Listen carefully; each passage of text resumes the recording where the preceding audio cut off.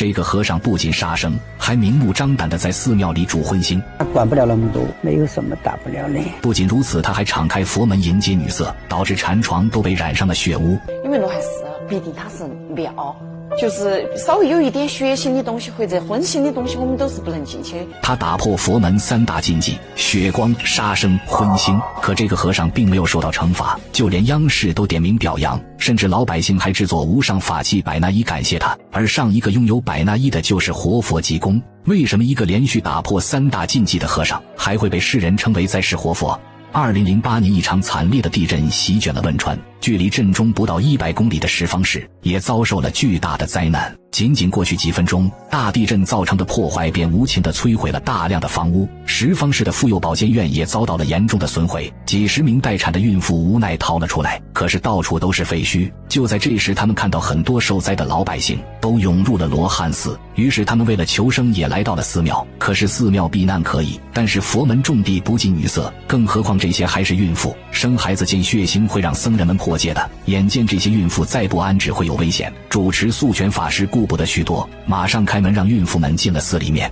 一进去我心里就在想，罗汉是能生小孩吗？小孩在庙里面有机会的，因为尤其是我们比丘的寺院，那当时那个国难的时候，灾难出现的时候，那管不了那么多。素全法师带人搭起帐篷安顿灾民，给孕妇专门安排了禅房，还把寺庙里的被褥以及食物拿了出来。可灾民实在是太多了，为了让剩下的灾民也能休息好，素全法师指挥僧人们把门板、木板、油布等能用的东西全部拿来搭建临时安置所，而他和一众僧人甚至都没有了休息的地方，只能找房间的屋檐下将就着休息，甚至还有的坐在椅子上只盖件衣服就睡觉。当时地震发生后，人们都不敢待在大殿里面休息，然而当晚竟然下起了雨，给灾民临时设置的住所被大风掀翻，灾民们一时不知道该怎么办。素全法师不顾众人劝阻，双手合十向佛祖祈求原谅，做了一件让人想不到的事情。世上只有2件百那衣，一件在活佛济公身上，另一件则在素全法师身上。可这个和尚不守佛门清规，连破血光、杀生、荤腥3戒，让孕妇入寺生子。也许是佛祖庇佑，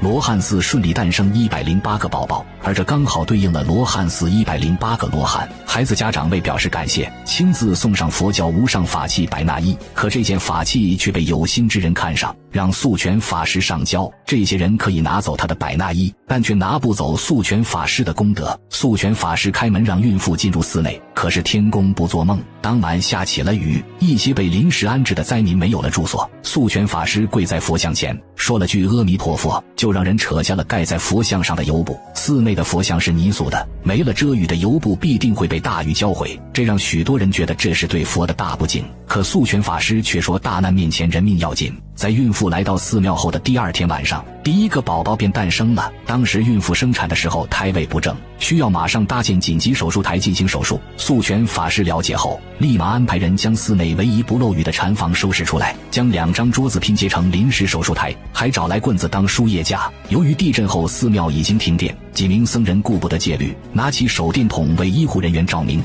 为生命照亮希望的光芒。经过所有人的努力，一个健康的婴儿顺利出生。素全法师也放下心来，还给孩子取了一个好听的名字镇文。随着越来越多孩子的出生，以及大量难民的涌入，寺庙的压力越来越大。当地政府紧急调拨过来一批粮食，可这些还不够，产妇刚刚生产完还十分的虚弱，需要及时的补充营养。素全法师无奈破戒杀鸡，可是血腥味让习惯素食的僧人们产生了生理不适。可为了大爱，僧人们依然强忍着，孕妇们都十分感动。